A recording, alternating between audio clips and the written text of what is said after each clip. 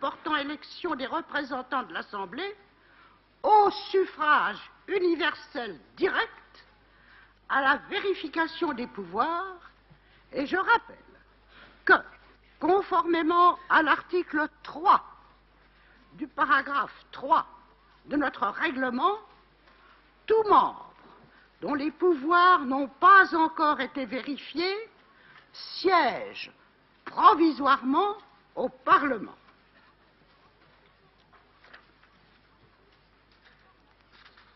Voici cette formalité accomplie et maintenant je vais avoir l'honneur de vous présenter le discours d'usage.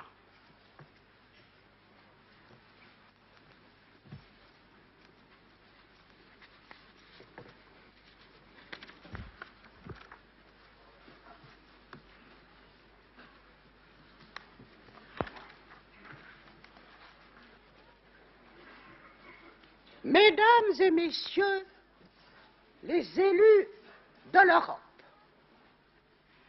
les étoiles du destin et les chemins de l'écriture m'ont mené à cette tribune pour y vivre, présidente d'un jour, un honneur dont je n'aurais jamais osé rêver et une joie, la joie la plus forte que puisse éprouver une créature au soir de son existence, la joie d'une vocation de jeunesse miraculeusement accomplie. J'ai dit les étoiles du destin.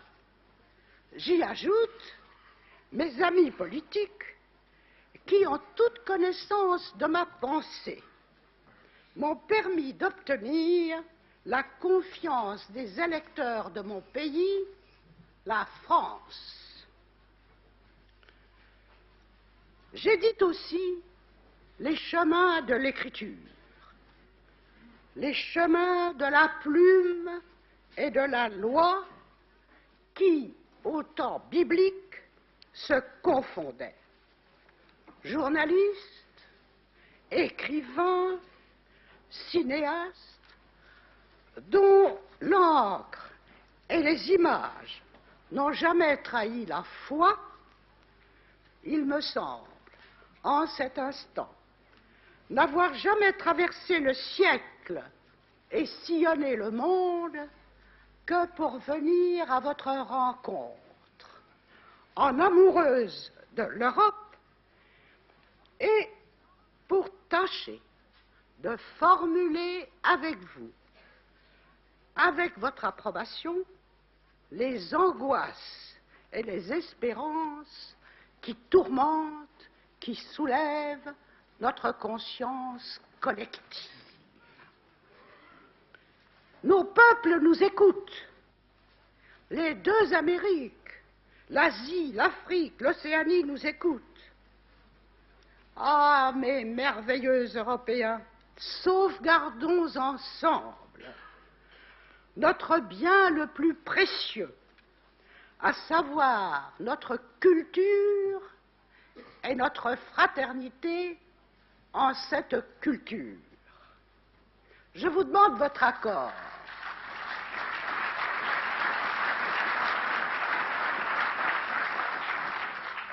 Je vous demande votre accord. Your agreement. Ihre Zustimmung. Il vostro consenso. Uverkort deres stilsnistling et go me suis les calés. Que cette journée historique ne s'achève pas sans qu'une flamme nouvelle ait brillé aux cieux de notre civilisation en travail de rajeunissement, et que cette flamme, ce soit vous qui l'ayez allumée ici, à Strasbourg, la métropole symbolique de la réconciliation continentale.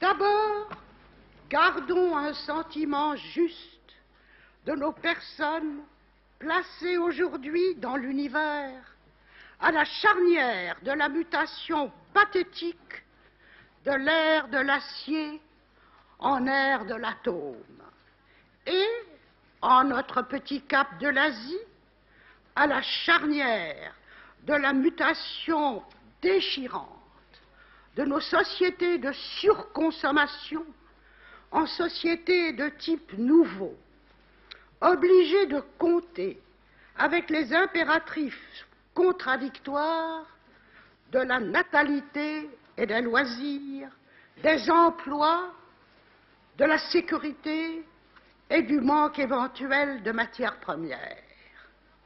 Ici, en Europe, nos manettes et nos cadrans se sont substitués à la peine des hommes.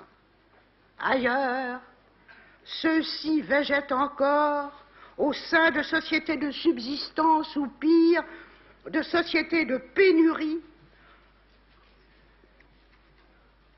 Et, en dépit des menaces de tous ordres qui pèsent sur ce monde, qui pèsent encore sur elle, l'Europe se doit de continuer à aider les déshérités de ce monde.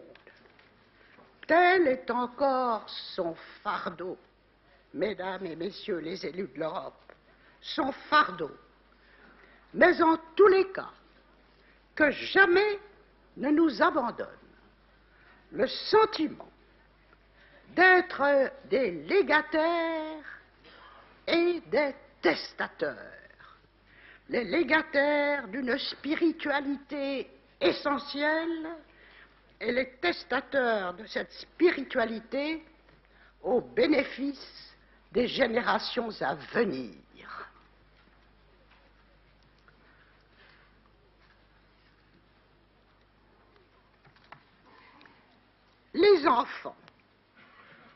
Les enfants demain.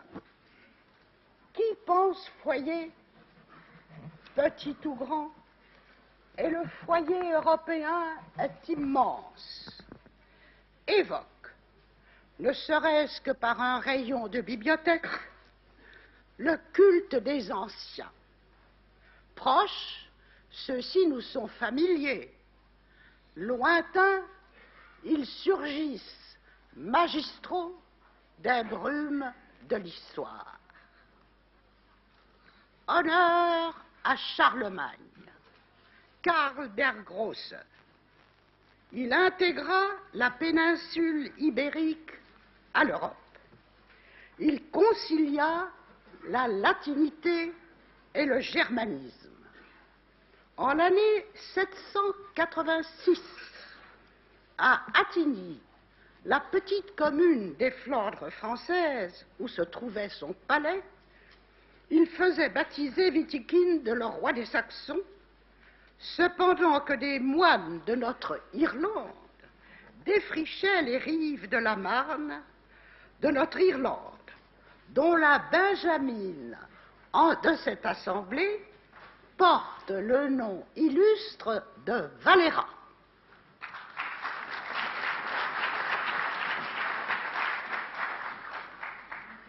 Puis vint le Moyen-Âge. Superbes sont, en leurs éruditions et leurs synthèses, les travaux des historiens de l'Europe.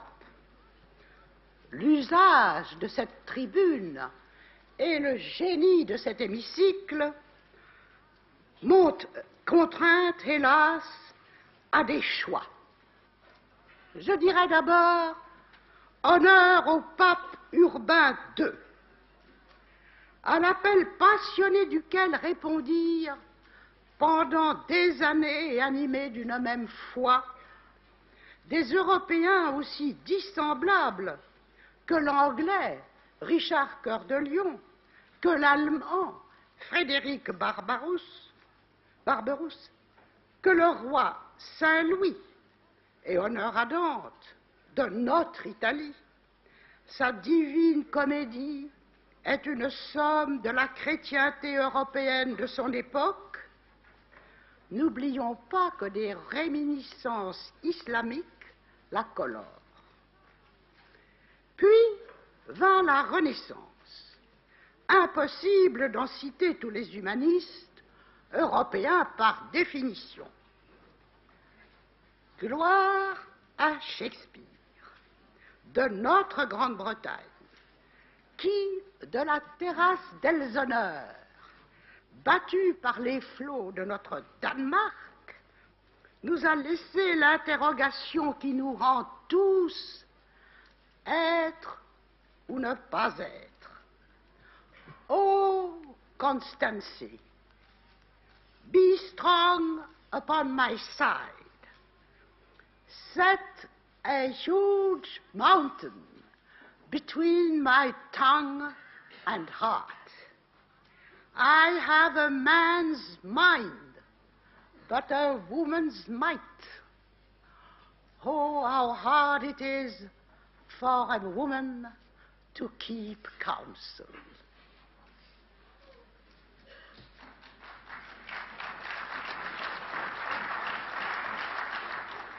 Et gloire, grande gloire à Grotius, citoyen de notre Hollande, père internationalement reconnu des droits de l'homme. Puis, il y eut l'Europe du siècle des Lumières. Gloire à Voltaire, le défenseur de Calas et du chevalier de la Barre. Gloire à Kant, le philosophe de Königsberg qui mit de l'ordre dans la métaphysique. Et gloire, gloire à Goethe, de notre Allemagne du Sud, dont le nom est devenu synonyme de la culture qu'il nous faut perpétuer pour oublier que nous sommes mortels. Du musst herrschen und dominieren, oder dienen und verlieren. Die Tat ist alles. Héritière de Grotius, la grande révolution française sut formuler les droits de l'homme avec plus de retentissement encore. Les droits de l'homme. Honte aux camps de concentration, aux hôpitaux psychiatriques pour fous qui ne le sont pas, aux juges en cagoule, condamnant des inculpés aux yeux bandés.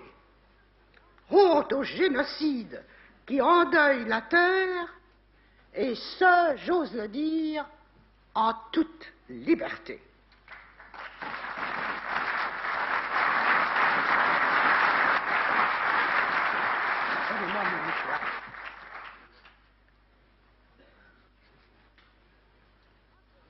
Mais reprenons le fil de l'histoire à Karl Marx, protagoniste de l'amélioration de la classe ouvrière.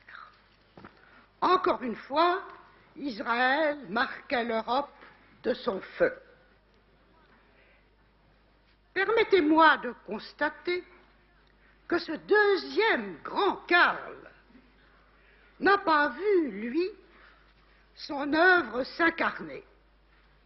Il n'a pas survolé, relié par des autoroutes fourmillantes de véhicules, les milliers de pavillons, d'écoles, d'hôpitaux, d'instituts d'assurance ou de recherche, révélant le souci qui point les travailleurs que nous sommes tous, à savoir que chaque Européen puisse vivre au mieux, ces déficiences de toute nature étant prises en charge par la collectivité. S'il avait pu contempler ces réalisations, la dialectique de l'auteur du Capital se serait-elle ralentie? Qui sait? Dieu ou diable, un fanatique ne retient jamais des faits que ceux qui lui conviennent. J'en sais personnellement quelque chose. Ma famille alsacienne était protestante. Nos pasteurs condamnaient les papistes avec une telle furie que j'en suis devenu libéral pour toujours. Et puis, gloire à Ferdinand de Lesseps. L'Europe unanime assista à l'inauguration de son canal. Ce fut dans les sables, entre Asie et Afrique, une grande fête de l'humanité. Passons. Référence et révérence à Victor Hugo. Dès 1849, présidant un congrès de la paix réuni à Paris, il proclama son espoir en une Union européenne dont l'idée avait pris forme en France sitôt les défaites de Napoléon. Je cite Hugo. « Vous aurez encore bien des différends à régler, des intérêts à débattre, des contestations à résoudre. Mais savez-vous ce que vous mettrez à la place des hommes d'armes, des canons, des lances, des piques, des épées? Vous mettrez une petite boîte de sapin que vous appellerez l'urne du scrutin. » Marguerite Hugo, la petite fille de Victor, était ma camarade de classe. Alors, parmi les plus éclatants des fils de Zeus et de la nymphe Europe, j'appellerai mes contemporains, qui pour main d'entre vous font déjà figure d'anciens. Entrez dans notre panthéon de l'Europe, ô vous, les patriarches de la Cour de justice de La Haye, que j'ai connus vieillissant dans leur auréole de prestige. Entrez, les promoteurs de la Société des Nations, pionniers d'une fédération européenne, dont le texte fut dépecé entre de multiples commissions, sous-commissions, comités, sous-comités, colloques et séminaires, ces hauts lieux de l'impuissance internationale. Entrez, Gustave Stresemann, je vous revois, rouge d'émotion, comme vous entriez en gare de Genève-Cornavin, afin d'y représenter l'Allemagne, admise à prendre la parole à la tribune de la Réformation. De vos yeux clairs, de votre col raide, de votre énergie, se dégageait une volonté bravant les insultes dont vous étiez l'objet. Elle vous soutint, cette volonté, jusqu'à la signature du pacte Kellogg, où je vous retrouvai, pâle et amaigri, prévenu par votre cœur qu'il ne fallait point outrepasser vos forces. Vous les dépassâtes pourtant. Entrez, Aristide Briand. J'entends encore les orgues de votre voix. Je me souviens de votre démarche féline, de votre chevelure d'argent et du mégot qui fumait continuellement à la commissure de vos lèvres, trompant sur la majesté de l'État dont il ne vous déplaisait pas de rayonner soudain. En 1931, à Berlin, je traduisis la phrase que le chancelier Brüning vous adressa après une réunion décevante dans un couloir que les interprètes officiels avaient déserté. Dites à Monsieur le Président Briand que, faute d'une immédiate entente franco-allemande, il se déchaînera ici contre la civilisation des événements qu'il ne peut imaginer. Je traduisis, mais en sa bénévolence de celte rêveur et confiant en la nature humaine par tradition socialiste, Aristide Briand ne comprit pas son interlocuteur. Quelques années plus tard, la Deuxième Grande Guerre mondiale éclatait. Elle préserva nos libertés, mais pas au-delà d'un certain mur. Et le drame persista d'une Europe doublement minée par une guerre économique aux ruses complexes et une guerre dite idéologique masquant des appétits de puissance. Aucune de nos moyennes démocraties ne pouvait rester seule. Entrait Konrad Adenauer de Cologne, aussi altier que la flèche de votre cathédrale, aussi bouillonnant que notre Rhin, sous vos dehors de pater familias chrétiens.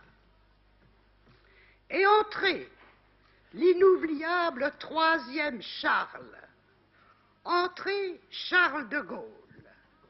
Nous sommes réunis ici grâce à vous deux. Monsieur de Cologne, le général vous avait reçu en sa demeure privée, sise sur cet austère plateau, proche d'Alésia et de Verdun, qu'avaient piétiné au cours des siècles tous les envahisseurs de la France. Le nom de ce troisième Charles n'a jamais été resserré en sa syllabe germanique. Son maintien paraissait s'inspirer d'une devise illustre: roi ne puis, prince ne daigne, Gaulle suit.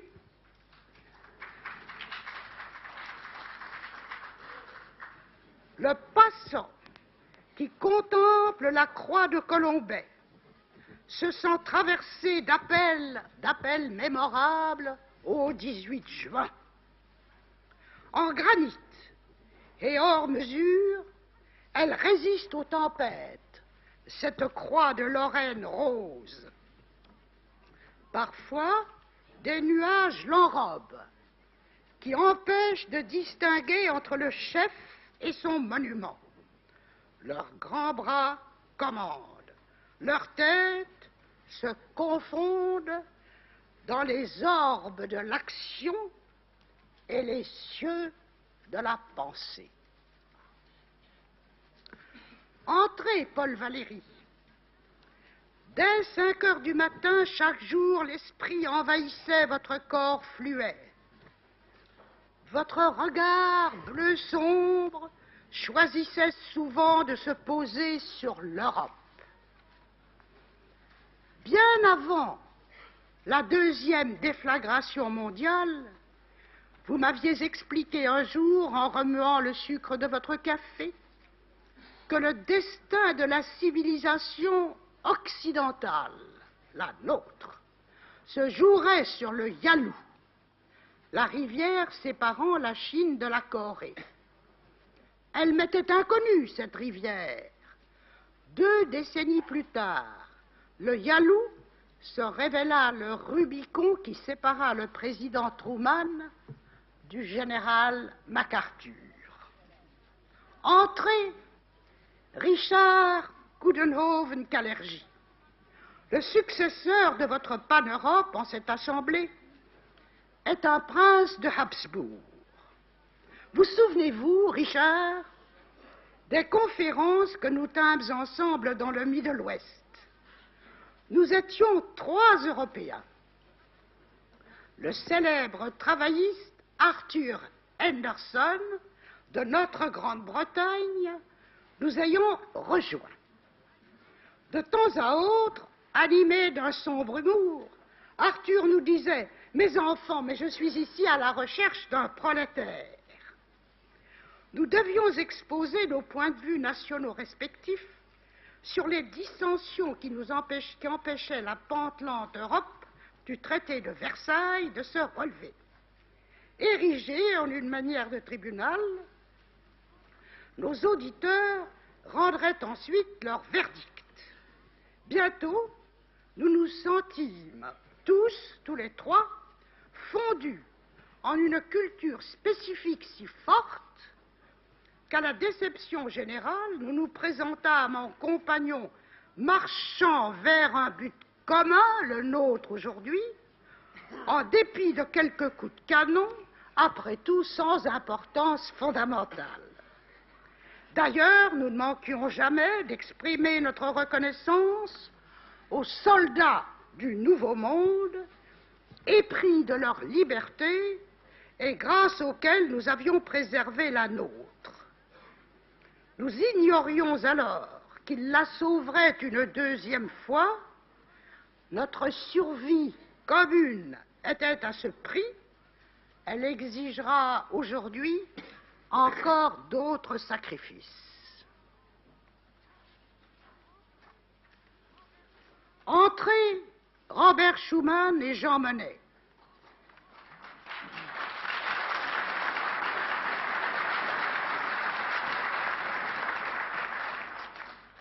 Robert Schuman, le clarificateur laconique des contradictions internes de notre continent. Guillaume le taciturne de notre Hollande paraissait continuellement vous enseigner qu'il n'était point nécessaire d'espérer pour entreprendre, ni de réussir pour persévérer. Jean Monnet, la faucheuse qui nous guette tous vient de vous emporter.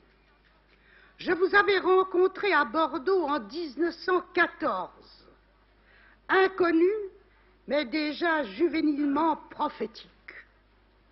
Le jour de vos obsèques, toute l'Europe se pressait dans la modeste église de Montfort-l'Amaury en Yvelines. Certes, la petite salamandre que vous aviez choisie pour blason traversera indemne encore maintes fournaises.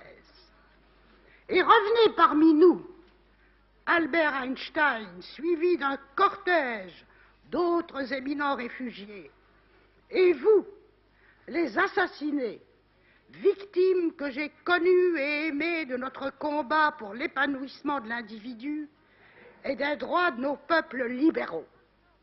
L'Allemand Walter Rathenau, l'Italien Giovanni Amendola, le Roumain Ion Duca, l'Autrichien Engelbert Dollfuss et le Tchèque Jean Masaryk. Entrez, entrez.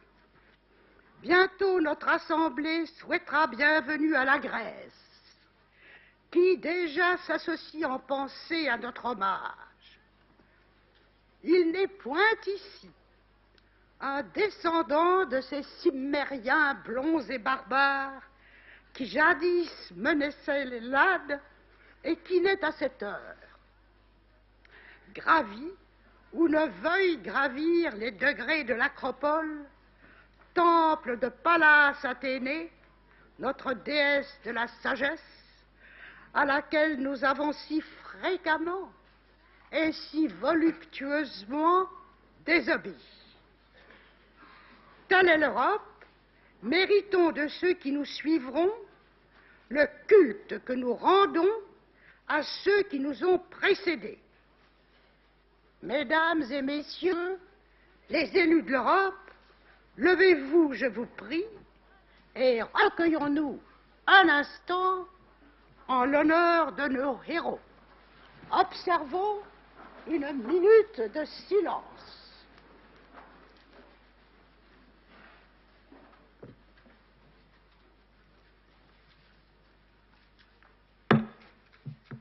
Merci.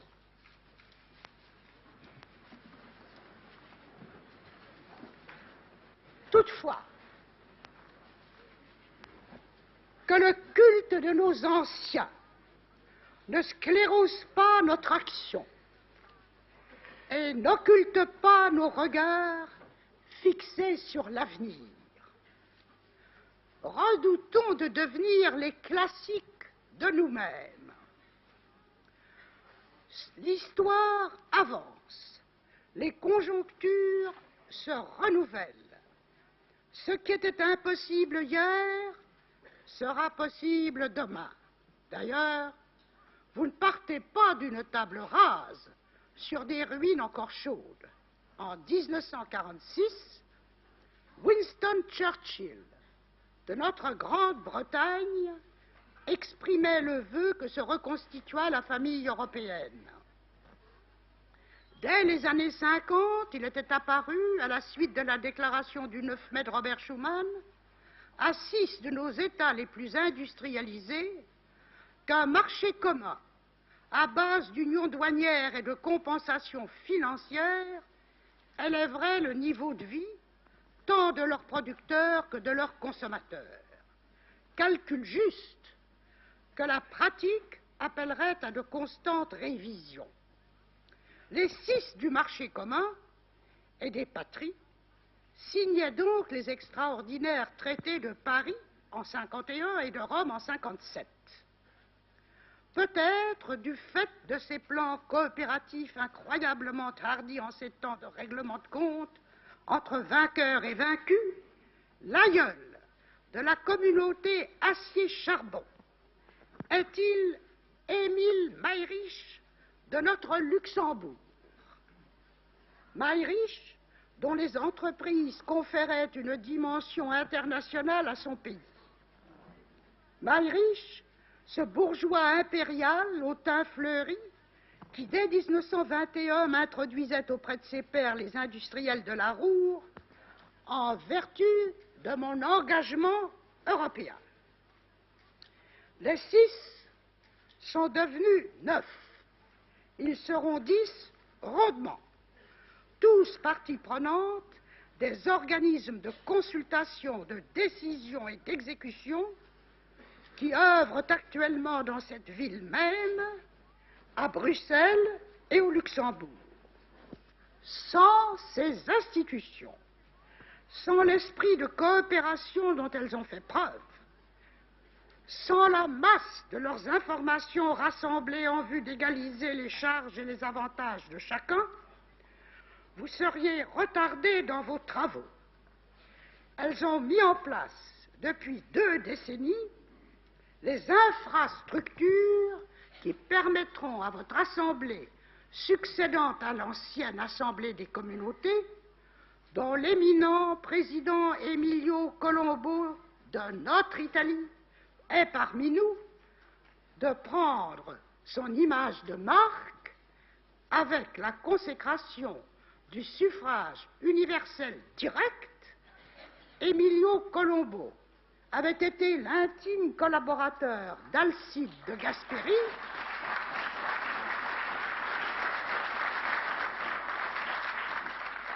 le 3e prestigieux inspirateur du traité de Paris.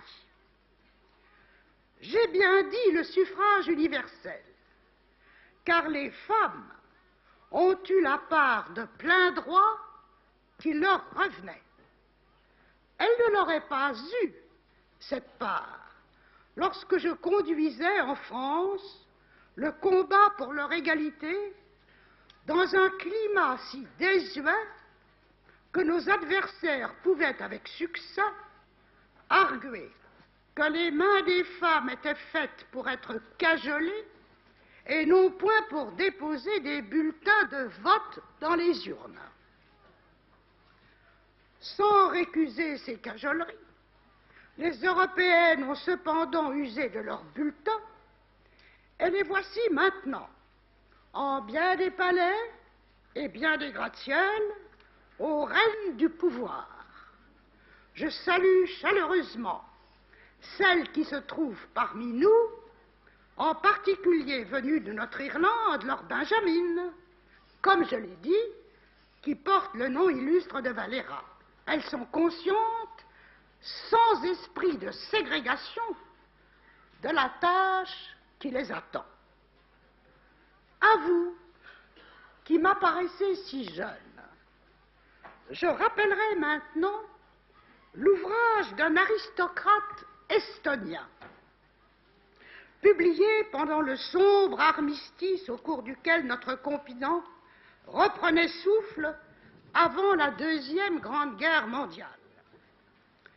Dans son analyse spectrale de l'Europe, le comte Hermann de Kaiserling se définissait lui-même occidental par la couleur de sa peau, européen par l'éducation, balte de naissance, russe et allemand par le sang, français par la culture. Je le revois lui aussi, cet authentique européen, immense, hirsute, intarissable, dégingandé, commentant jusqu'à 3 heures du matin à la jeune femme que j'étais alors sous les réverbères de Saint-Germain-des-Prés, son prémonitoire volume. Oh, chacun de nos peuples y recevait d'abord une volée de bois vert. L'anglais, moitié lion, moitié loup, mais gentleman inoffensif, ses buts une fois atteints. L'allemand, pour lequel la chose demeurait plus importante que l'homme et qui, à ce titre, ne pouvait se défendre d'une nostalgie communautaire. L'italien, prenant le théâtre pour une fin en soi. Le français, incapable de comprendre que l'on veuille être différent de lui et attaché à ses définitions comme un sauvage à ses fétiches. J'épargne les autres. N'empêche que le vociférant comte baise d'admiration pour la richesse, la variété, la force de l'apport respectif de nos patries à leur commune culture. Du coup, allant plus loin dans l'analyse que l'impulsif Hugo, il lui semblait qu'exiger de l'Europe qu'elle s'unifiât comme l'Amérique et la Russie, c'était la méconnaître en son essence et pratiquement vouloir sa ruine. Fille du melting pot, du pot à fondre, l'Europe devait s'unifier autrement. Les nations maintiendraient leur langue, leur style, mais une unité originale, exemplaire, se constituerait, tandis que les patries, se complétant, subsisteraient avec leur ancienne vigueur. Si au contraire les choses allaient mal, une désagrégation complète de l'Europe était à prévoir, souhaitée par certains. C'est vous dire avec quel soin Hermann de Kaiserling aurait veillé sur le traité de Rome, faisant siennes les protestations de ses vigiles contre les distorsions du marché commun qui vont de tarifs déguisés à des importations sauvages ou à des manipulations sur les changes et bien d'autres drôleries dont j'ai soigneusement étudié les dossiers. Oui, il y a eu des tricheries, des pressions, voire de secrètes consignes qui ont essayé de casser notre marché, lequel a résisté, n'étant point né du hasard, mais de la nécessité. D'autre part, mes Européens chéris, avouez que vos campagnes électorales ont souvent paru plus lourdes d'arrière-pensées partisanes que de préoccupations européennes. Lorsque vous vous risquiez à un raisonnement, vous vous perdiez vous-même, à quelques exceptions près, dans le labyrinthe des institutions communautaires. Vos ouailles sortaient de vos réunions des termes techniques dansant dans leur tête, tels dépassement, bavure, serpent, voire gâte ou solte, mouches qui ne les empêcheraient pas, eux, de dormir, mais vous qui les traduisiez, ces termes, en camions, en poulets, en emploi, en allocation, en sécurité intérieure, de l'autre sécurité ne soufflons mot. Et vous saviez que vous ne pourriez, hélas, parler en maître, à dépendre de créanciers auxquels reviendrait la parole quand il s'agirait de solder vos dettes, ces fleurs empoisonnées jaillies de la mutation sociale à laquelle nos propres progrès nous ont acculés. C'est pourquoi, quelles qu'aient été les flèches, dont les miennes, tirées contre les actuelles structures européennes, il n'est que justice d'en revenir à nos compliments et à nos merci. Elles ont œuvré de leur mieux dans un climat abstrait et jaloux. Abstrait, soit extra-humain, jaloux, soit un climat infra-humain. Elles nous ont évité le pire, des asservissements unilatéraux, destructeurs de nos caractéristiques nationales. Le soutien de votre Assemblée leur inspirera un second souffle, à condition qu'elles-mêmes ne dépérissent pas en stériles combats de parti. Chargée d'espérances qu'elle ne peut décevoir, elle ne s'y complaira pas. J'en viens allègrement à l'avenir. Pour quelle triste raison votre Assemblée ne vivrait-elle que les yeux fixés sur les traités de Paris et de Rome? Sans y contrevenir, elle pourrait, en sa souveraineté morale sur la chose européenne publique, se saisir des problèmes cruciaux qui les transcendent, encore plus importants que ceux de la monnaie ou de l'énergie. Pour ma part, j'en ai cerné 3. Le premier est un problème d'identité. Oh, non pas d'identité entendue comme similitude, mais d'identité comprise comme perception profonde de soi.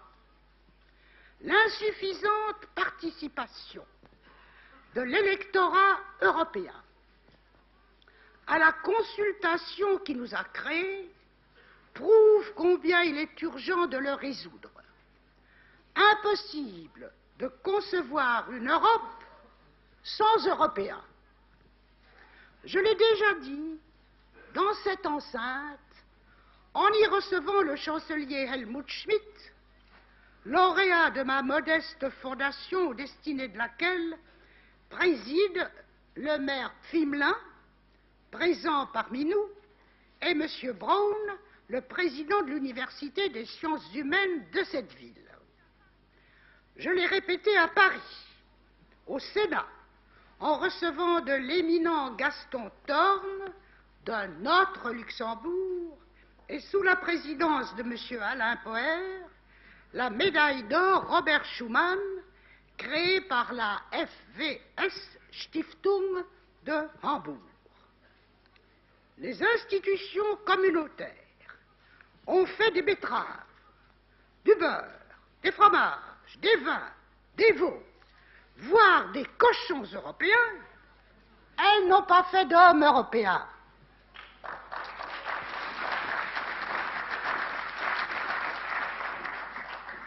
Ces hommes européens existaient au Moyen Âge, à la Renaissance, au siècle des Lumières et même au XIXe siècle.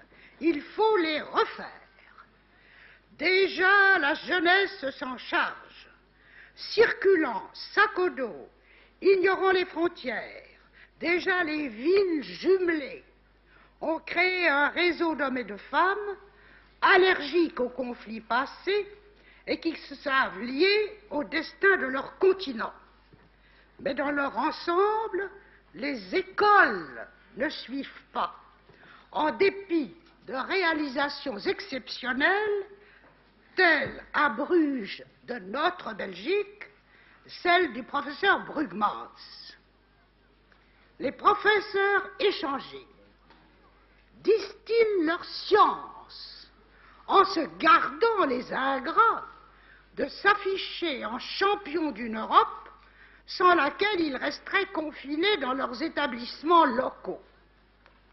Des rêveurs ont pensé à des manuels scolaires qui transformeraient notre passé en jeu d'agneau. Le mensonge ne porte jamais de fruits. Il faut au contraire, qu'en toutes les écoles du marché commun, des plus modestes aux plus sophistiqués, soit expliqué qu'à des siècles de conflits et de massacres se substitue aujourd'hui une ère nouvelle fondée en doctrine sur un plus petit commun dénominateur, celui de notre culture.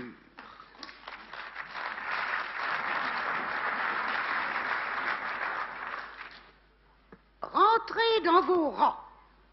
Je vous soumettrai un projet dont vous pourrez saisir les autorités voulues, associant tous nos maîtres, tous nos écoliers, tous nos étudiants à la définition de ce dénominateur et, par rapport à lui, à la définition de nos caractères spécifiques nationaux. Une prise de conscience se fera à laquelle vos campagnes électorales n'ont été en fait que le prélude. Nous l'aurions alors enfin notre université européenne, non pas dans une ou plusieurs bâtiments pour jeunes déracinés, mais partout et multiforme. S'impose la création déjà souhaitée d'une académie européenne, d'une philharmonique européenne.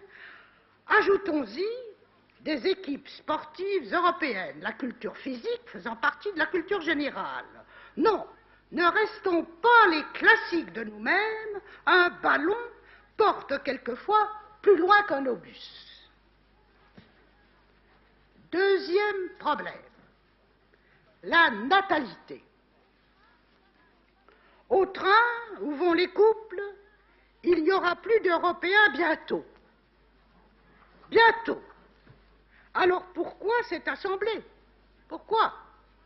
Les statistiques me paraissent doublement effrayantes par leur formulation et par leur réalité. Lorsque des experts me déclarent les femmes allemandes n'accouchent que de 1,4 et les femmes françaises de 1,8 des 2,28 enfants nécessaires, je sursaute en imaginant des milliers de bébés en morceaux.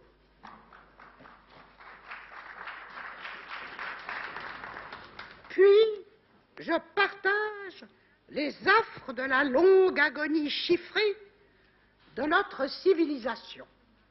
La revivifier, la rajeunir, nous n'y parviendrons qu'ensemble.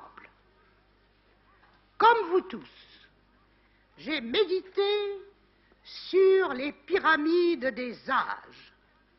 J'ai même été jusqu'à Niigata, au Japon, face à la Chine, pour m'entretenir avec le professeur Ogino des résultats de sa méthode. Les tabous sociaux de ma jeunesse condamnaient à de graves sacrifices intimes les filles séduites par les professions dites masculines. Les autres savaient qu'elles affronteraient sans aide extérieure au foyer les charges de leur maternité alors sans contrôle. Ces tabous sont morts, morts à tel point que je découvre dans l'aide et le respect que, changeant d'avis, les sociétés leur apportent une sorte de vengeance personnelle.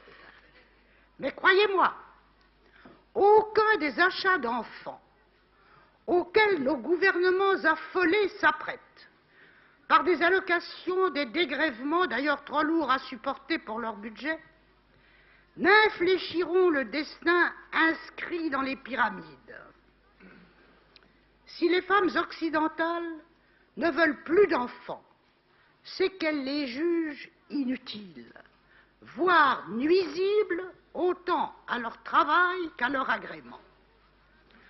Pour des causes inverses aboutissant à la même raison, les femmes slaves de Russie veillent aussi à leur stérilité.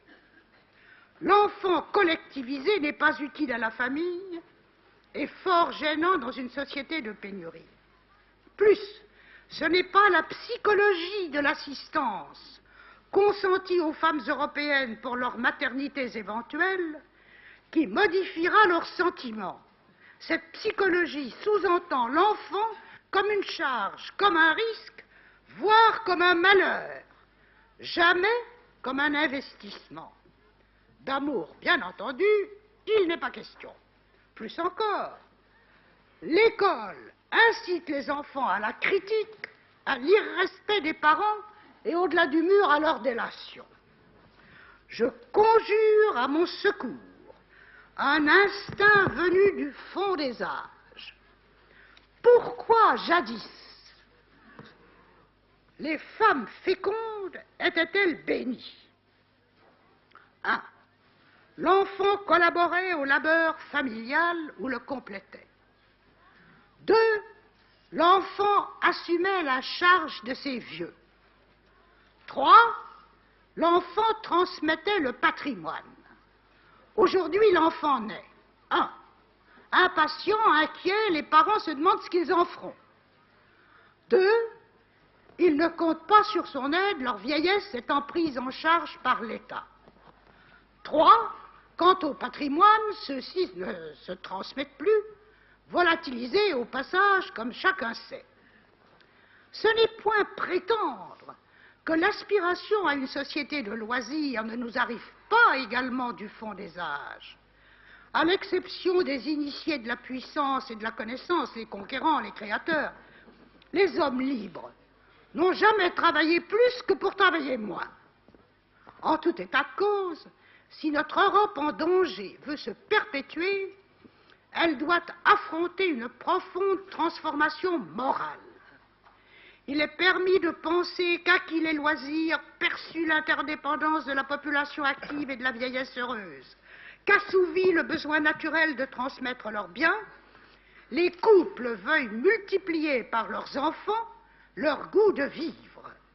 Il n'est pas défendu d'imaginer un autre idéal dont notre foi en nous-mêmes précipiterait l'éclosion. Question d'âme. L'Europe est une question d'âme. Identité, natalité. Arrivons-en au troisième problème qui sera, si vous le désirez, de votre suprême ressort. Celui de la légalité, celui des droits de l'homme. Ils avaient sombré en Europe, ces droits, avec le naufrage de la Société des Nations et l'occupation de notre continent sous la dictature nationale socialiste. Ils ont alors émigré aux États-Unis, d'abord à San Francisco, ensuite à Manhattan. Là, ils se sont perdus. Des tyrans sont accueillis avec égard au Palais de Verre et propulsés dans ces commissions penchées sur l'amélioration du sort des déshérités. La casuistique internationale va jusqu'à refuser l'appellation de victimes parce qu'ils ont quitté volontairement leur pays aux passagers des frêles esquifs qui voguent aujourd'hui sur des mers dangereuses sans vivre ni destination.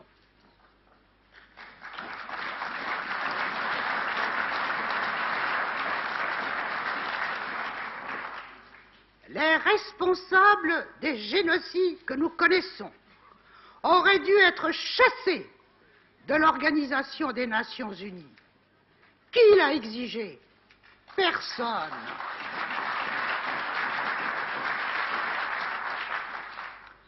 Comment s'en étonner?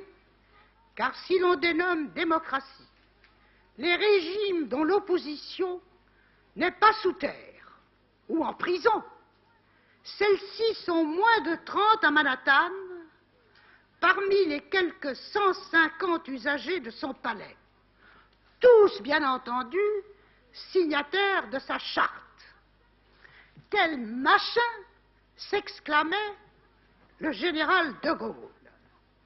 Dire le droit n'est pas une obligation, mais le dire en prétendant l'imposer tout en le trahissant est un crime.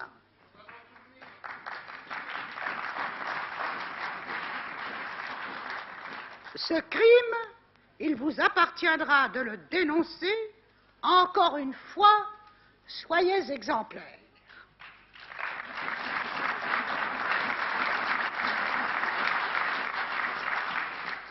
Mais ce droit lui-même, il vous faudra le repenser en fonction des imprévisibles privilèges engendrés par la tolérance de nos civilisations libérales.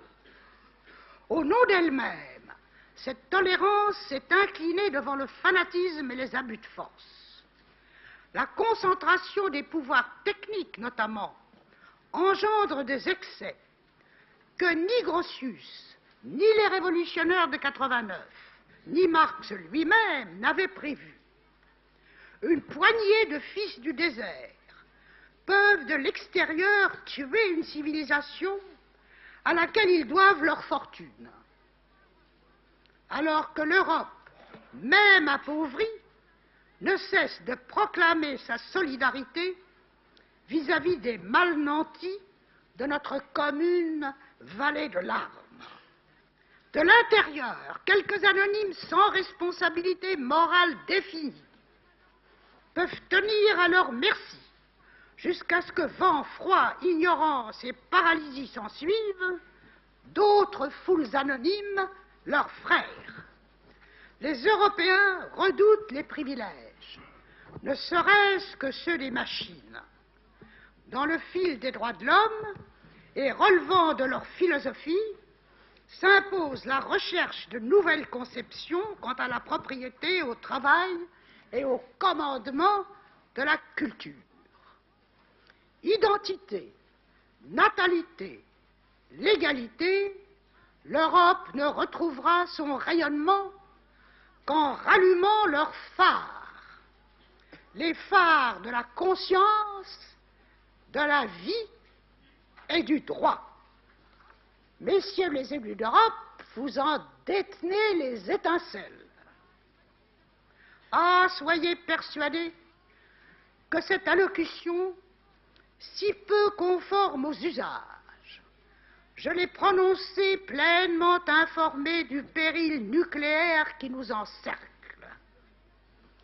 Suréquipée, notre planète tourne, engagée dans une troisième guerre, larvée ici, féroce là, insidieusement polymorphe. Les documents qui me parviennent ne m'ont pas persuadé que le désarmement ait débuté autrement que sur le papier, alors que la science nucléaire se vulgarise. Le danger est devenu tel qu'il dépasse l'angoisse que l'on peut en ressentir. À le connaître exactement, les couples n'auraient plus d'enfants du tout. Déjà, certains peuples, plus que d'autres imaginatifs, se sont transformés en rats pour construire de formidables cités souterraines résistant aux impacts et aux radiations. Déjà, des consignes d'abri circulent. Toutefois, mesdames et messieurs, une chance demeure. Que votre autorité morale d'Européens, unie contre le cataclysme possible, peut amplifier.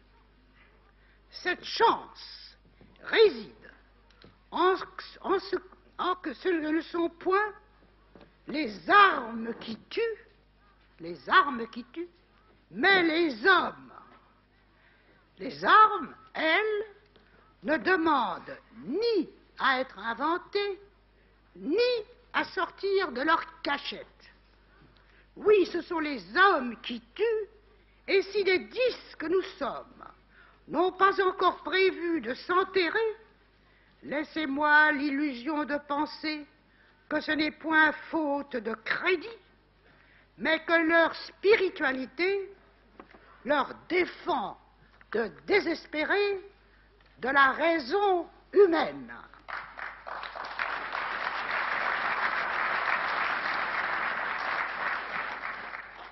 Mesdames et messieurs les élus de l'Europe, plutôt votre hôtesse d'un jour que votre présidente, je vous dirai, à l'instar de mes jolies arrière-petites-filles, qui sillonnent en cet instant terre, mers et cieux, thanks for your attention. Danke, grazie, danku, tak, et bienvenue, force. Oui, bienvenue, et en mon incomparable langue natale, j'ajouterai ceci du fond du cœur.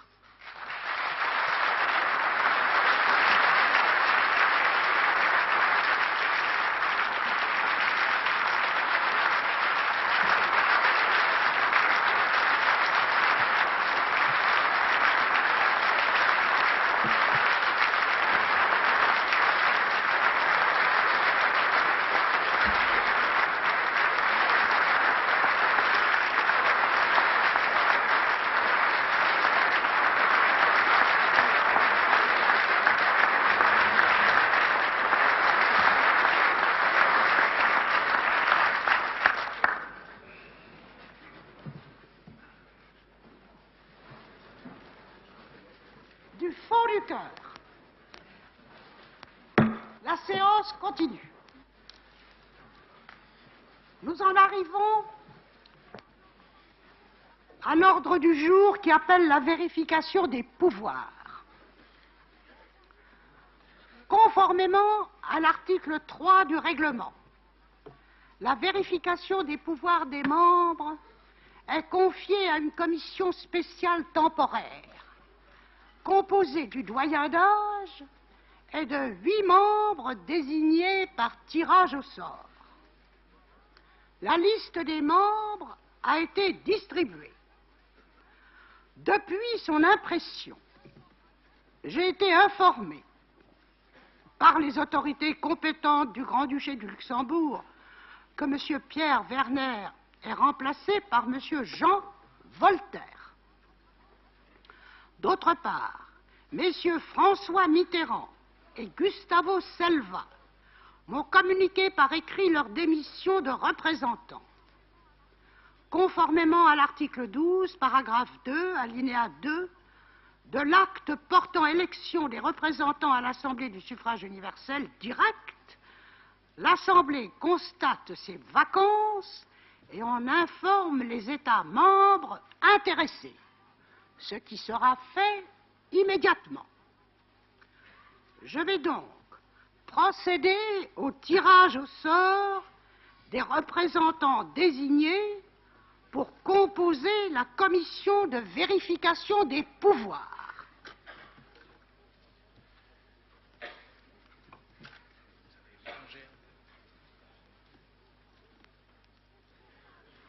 Monsieur Guy Fernandez est-il présent? Levez-vous, je vous prie.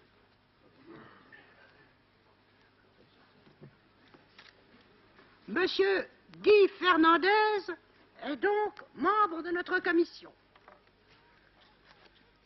Monsieur Zecchino Hortensio est-il présent? Levez-vous, je vous prie. Vous faites donc partie de la commission de vérification des pouvoirs.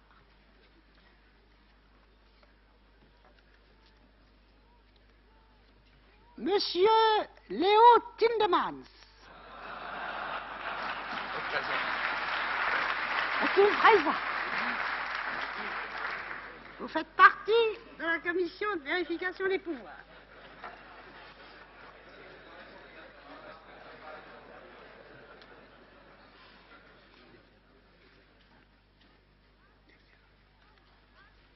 Monsieur Basile de Ferranti fait partie de la commission des pouvoirs.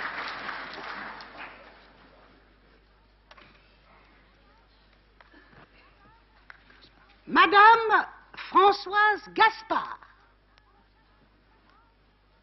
Présente. Elle fait donc partie de la commission qui se réunira tout à l'heure.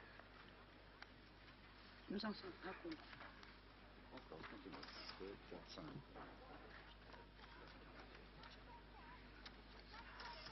Monsieur Gaston Thorne.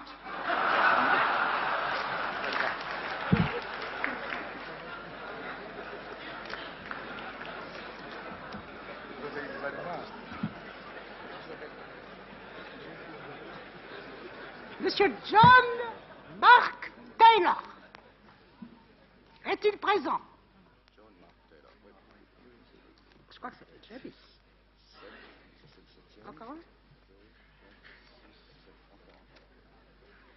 Monsieur Sutra. Est-il présent? Voilà. Alors, la commission de la vérification des pouvoirs, si vous en êtes d'accord, va se réunir et la séance... Salle 3. Ah non, c'est la salle 3. Salle 3. Et la séance, pour le moment, est suspendue.